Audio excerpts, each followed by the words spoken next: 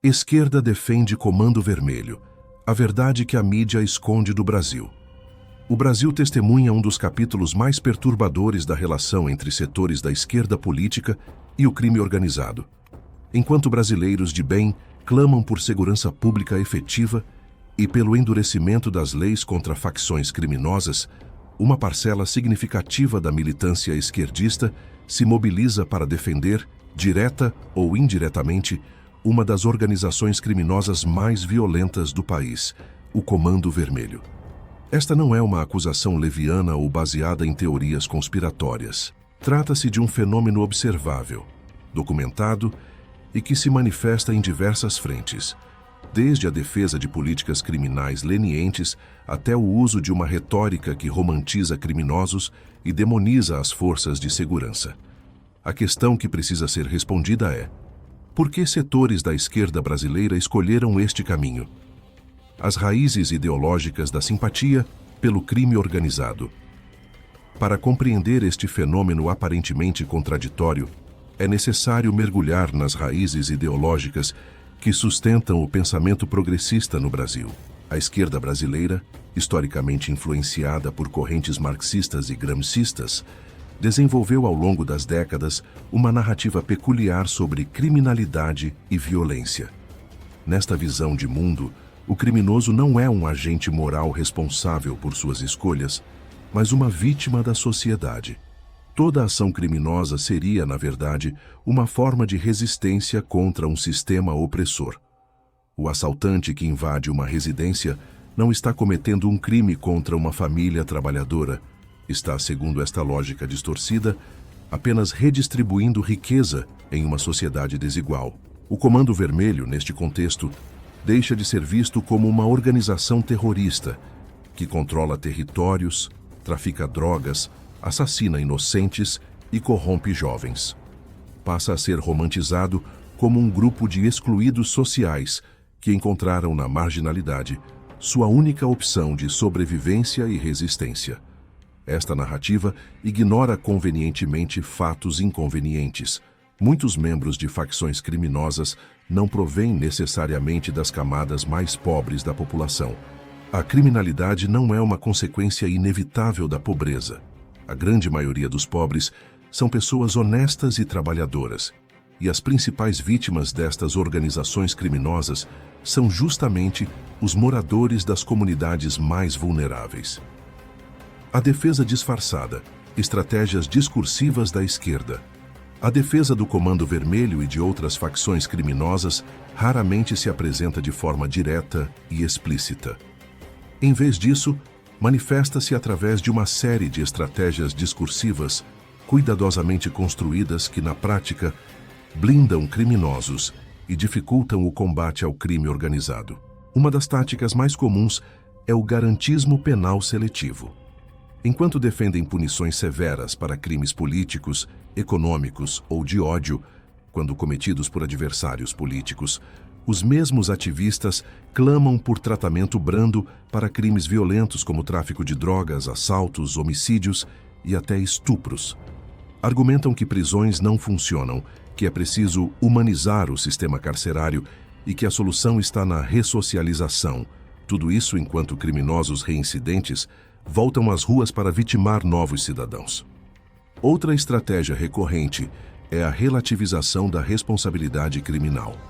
Quando um traficante do Comando Vermelho é capturado com centenas de quilos de drogas e arsenal de guerra, imediatamente surgem vozes afirmando que ele é uma vítima do sistema, que não teve oportunidades e que a verdadeira culpada é a sociedade. A responsabilidade individual, princípio fundamental de qualquer sistema jurídico civilizado, é completamente dissolvida em uma névoa de determinismo social. A demonização sistemática das forças de segurança é outro pilar desta defesa indireta. Cada operação policial bem-sucedida contra o crime organizado é recebida com desconfiança, acusações de violência policial e demandas por investigações. Policiais são rotineiramente acusados de genocídio, extermínio e outros termos carregados emocionalmente, enquanto criminosos armados são chamados de jovens ou moradores. Esta inversão de valores mina o moral das forças de segurança e fortalece o discurso das facções criminosas. O papel das ONGs e entidades de direitos humanos, um dos canais mais efetivos para a defesa do crime organizado, são as organizações não governamentais e entidades que se apresentam como defensoras dos direitos humanos. Muitas destas organizações, financiadas por fundações internacionais de esquerda e até por recursos públicos, dedicam-se sistematicamente a obstruir o trabalho das forças de segurança e a defender criminosos. Estas ONGs atuam em múltiplas frentes. Judicialmente, entram com ações questionando operações policiais, pedindo soltura de traficantes e exigindo investigações contra policiais. Midiaticamente, produzem relatórios tendenciosos que apresentam criminosos como vítimas e policiais como algozes. Politicamente, fazem lobby por leis mais brandas, pelo fim de políticas de tolerância zero e pela limitação das ações das forças de segurança. O discurso é sempre o mesmo: direitos humanos, garantias constitucionais, devido processo legal. Mas observa-se uma curiosa seletividade na aplicação destes princípios. Os direitos humanos das vítimas de crimes violentos, das famílias destroçadas pelo tráfico de drogas, dos policiais mortos em serviço, estes parecem não importar tanto. O que importa é garantir que criminosos perigosos tenham todas as prerrogativas legais e até algumas extras. Um exemplo emblemático é a questão das audiências de custódia. Implementadas sob a justificativa de prevenir abusos policiais, na prática, tornaram-se um mecanismo de soltura rápida de criminosos, muitos deles membros de facções como o Comando Vermelho. Juízes, pressionados por ONGs e pela narrativa dos direitos humanos, soltam bandidos perigosos que, em questão de dias ou até horas, voltam a delinquir. A universidade como base de apoio ideológico, as universidades brasileiras, especialmente as públicas, tornaram-se importantes centros de produção e disseminação do discurso que minimiza a criminalidade e romantiza o crime organizado. Departamentos inteiros de ciências sociais, antropologia, sociologia e até direito dedicam-se a produzir estudos que justificam, relativizam ou mesmo celebram a ação de grupos criminosos. Trabalhos acadêmicos descrevem o Comando Vermelho como uma organização social alternativa ou uma forma de resistência comunitária. Teses de doutorado investigam o lado humano de traficantes, apresentando-os como provedores de serviços em comunidades abandonadas pelo Estado. Pesquisas financiadas com dinheiro público buscam demonstrar que a polícia é mais violenta que os criminosos e que o verdadeiro problema não é o crime organizado, mas a militarização da segurança pública. Professores universitários comparecem a eventos defendendo a descriminalização total das drogas, não apenas a maconha, mas cocaína, crack e outras substâncias letais, argumentando que isto desarticularia o tráfico, como se organizações criminosas que faturam bilhões anualmente não encontrassem outros nichos de atuação. Alguns vão além e propõem a regulação estatal do comércio de drogas, uma medida que, na prática, significaria o Estado assumindo o papel dos traficantes. Estudantes são doutrinados nesta ideologia desde os primeiros semestres. Aqueles que ousam questionar esta narrativa são rotulados como fascistas, reacionários ou insensíveis à realidade social. Cria-se assim um ambiente de intimidação intelectual, onde o pensamento crítico real, aquele que questiona as premissas progressistas, é suprimido. A mídia progressista e a narrativa pró-criminalidade. Parte significativa da grande mídia brasileira contribui ativamente para a construção de uma narrativa que favorece o crime organizado. A forma como notícias sobre segurança pública são apresentadas revela um viés ideológico claro e prejudicial. Quando um criminoso é morto em confronto com a polícia, a manchete típica é: jovem negro é morto por policiais. O fato de que o jovem estava armado, traficando drogas ou cometendo assaltos, é mencionado apenas nos parágrafos finais da matéria, se é que é mencionado. A identidade racial é destacada quando serve à narrativa, mas ignorada quando a vítima é um policial ou civil inocente. Operações policiais bem-sucedidas que desarticulam quadrilhas e prendem lideranças do crime organizado são apresentadas com ressalvas e desconfiança. Jornalistas entrevistam especialistas que questionam a legalidade da ação, levantam suspeitas de execução sumária e pedem investigações. O resultado prático da operação, criminosos perigosos fora das ruas, é minimizado ou ignorado. Por outro lado, qualquer falha policial, real ou alegada, recebe cobertura ampla e sensacionalista. Um erro operacional que resulta em morte acidental é apresentado como chacina. Uma ação policial em comunidade pobre é descrita como invasão militar. Policiais são sistematicamente desumanizados e apresentados como uma força de ocupação hostil, não como servidores públicos que arriscam suas vidas para proteger a população. Esta cobertura tendenciosa não ocorre por acaso. Muitos veículos de comunicação são controlados ou fortemente influenciados por grupos de esquerda, que compartilham da mesma ideologia que romantiza o crime e demoniza a autoridade. Jornalistas são ativistas disfarçados e a objetividade jornalística foi sacrificada no altar da agenda política. O discurso da legalização e suas implicações. Uma das frentes mais importantes da defesa indireta do Comando Vermelho é a campanha pela legalização total das drogas. Apresentada como uma política de saúde pública e redução de danos, na prática esta agenda beneficia diretamente as organizações criminosas. O argumento central é que a legalização acabaria com o tráfico ao tirar o mercado das mãos dos criminosos. Esta lógica simplista ignora várias realidades inconvenientes. Primeiro, facções como o Comando Vermelho não se limitam ao tráfico de drogas. Estão envolvidas em extorsão, roubo de cargas, homicídios de aluguel, controle territorial, tráfico de armas e uma infinidade de outras atividades criminosas. A legalização das drogas não faria estas organizações desaparecerem magicamente. Segundo, a legalização legitimaria e normalizaria o consumo de substâncias devastadoras. Países que experimentaram com descriminalização ampla, como Portugal, frequentemente citado erroneamente como exemplo de sucesso, enfrentam problemas sérios de vício e degradação social em áreas urbanas. A ideia de que usuários de crack e cocaína se tornariam consumidores regulares e responsáveis após a legalização é fantasiosa. Terceiro, e talvez mais importante, a agenda da legalização desvia o foco do verdadeiro problema, a ausência de políticas efetivas de combate ao crime organizado.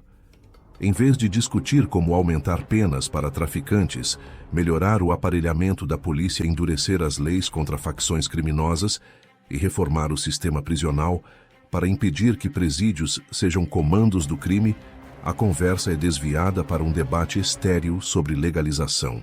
A estratégia do medo e a inversão de valores. Um elemento crucial da defesa do crime organizado é a criação de um clima de medo em relação às forças de segurança e às políticas de endurecimento penal. A esquerda construiu um discurso apocalíptico, segundo o qual qualquer política mais firme contra a criminalidade levaria inevitavelmente a um estado policial, fascismo ou ditadura. Propostas sensatas como a redução da maioridade penal, aumento de penas para crimes violentos, endurecimento do regime prisional e ampliação dos poderes de polícia são recebidas com histeria. Acusa-se que tais medidas seriam genocidas, racistas e direcionadas contra pobres e negros.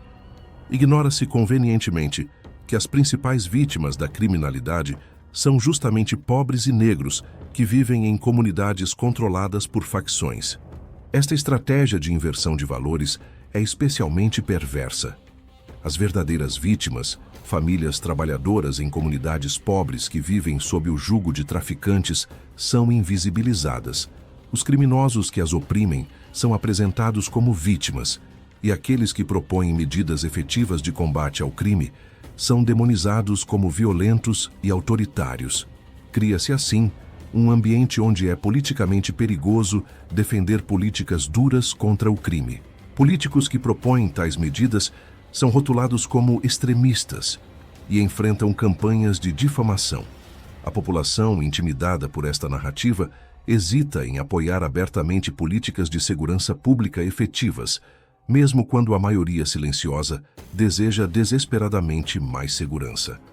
O controle territorial e o projeto de poder. A defesa do crime organizado por parte da esquerda não é apenas ideológica. Tem também um componente estratégico de poder. Facções como o Comando Vermelho controlam territórios significativos nas grandes cidades brasileiras, especialmente no Rio de Janeiro. Este controle territorial representa uma forma paralela de poder que, em certos contextos, pode ser útil para projetos políticos. Há relatos e evidências de que, em determinadas circunstâncias eleitorais, lideranças comunitárias ligadas ao crime organizado têm influência significativa sobre o voto de moradores de favelas. Candidatos que defendem políticas lenientes em relação ao crime e se opõem a operações policiais podem contar com o apoio tácito ou explícito destas lideranças. Isto cria um incentivo perverso para que políticos de esquerda mantenham uma postura ambígua ou mesmo favorável ao crime organizado. Além disso, o controle territorial exercido por facções criminosas enfraquece a autoridade do Estado e cria vácuos de poder que podem ser explorados politicamente. Uma população intimidada, vivendo sob o controle de traficantes, é mais vulnerável a manipulações políticas e menos capaz de exercer plenamente sua cidadania. Este ambiente de medo e ilegalidade não é necessariamente desvantajoso para projetos autoritários de poder que se disfarçam de progressismo. As consequências reais da defesa do crime organizado. Enquanto intelectuais de esquerda, ONGs bem financiadas e jornalistas progressistas debatem teorias abstratas sobre criminalidade e justiça social em seus ambientes seguros, brasileiros comuns pagam o preço real da defesa do crime organizado. Famílias vivem aprisionadas em suas casas, com medo de serem vítimas de balas perdidas ou assaltos. Crianças crescem em ambientes dominados pelo tráfico, onde o caminho do crime parece mais atraente e acessível que o estudo e o trabalho honesto. Pequenos comerciantes pagam taxas de proteção a traficantes para poderem operar. Mulheres são exploradas sexualmente por criminosos que as veem como propriedade. Policiais dedicados que entram em comunidades perigosas para proteger moradores são demonizados e desmoralizados. Suas famílias vivem com medo de represálias. Quando caem em serviço, raramente recebem a honra e o reconhecimento que merecem, e quando cometem erros, são julgados sumariamente pela mesma mídia que relativiza crimes bárbaros cometidos por traficantes. O sistema de justiça criminal está colapsado. Prisões superlotadas são controladas de dentro por facções criminosas. Juízes garantistas soltam criminosos perigosos que voltam imediatamente às ruas. O processo judicial é tão lento e cheio de recursos que traficantes podem passar anos sem serem definitivamente condenados. E quando finalmente são presos, continuam comandando suas organizações de dentro das celas. As estatísticas são brutais. Dezenas de milhares de brasileiros são assassinados anualmente, muitos deles em decorrência direta da atuação do crime organizado. O Brasil possui uma das maiores taxas de homicídio do mundo. Mas para a esquerda que defende o Comando Vermelho, estes números são apenas abstrações estatísticas, não pessoas reais com histórias, famílias e sonhos interrompidos pela violência. A necessidade de uma resposta firme e coerente. Diante deste cenário alarmante, é urgente que a sociedade brasileira desperte para a realidade da aliança entre setores da esquerda e o crime organizado. Não se trata de teoria conspiratória ou exagero político. É um fato observável e documentado que precisa ser confrontado com clareza e determinação. É preciso denunciar publicamente e sem medo as ONGs que atuam como braços jurídicos do crime organizado. Seus financiamentos devem ser investigados, suas conexões expostas e suas práticas questionadas. A sociedade precisa entender que muitas organizações que se apresentam como defensoras de direitos humanos são, na verdade, protetoras de criminosos. É necessário reformar radicalmente o sistema de justiça criminal brasileiro. Processos precisam ser mais rápidos e efetivos. Penas precisam ser cumpridas integralmente. Prisões precisam ser retomadas do controle das facções. Juízes garantistas que sistematicamente favorecem criminosos devem ser responsabilizados. O sistema precisa voltar a funcionar para punir crimes, não para proteger criminosos. As forças de segurança precisam ser fortalecidas e valorizadas. Policiais bem treinados, bem equipados e bem remunerados são essenciais para o combate efetivo ao crime organizado. As operações policiais precisam ter respaldo político e jurídico.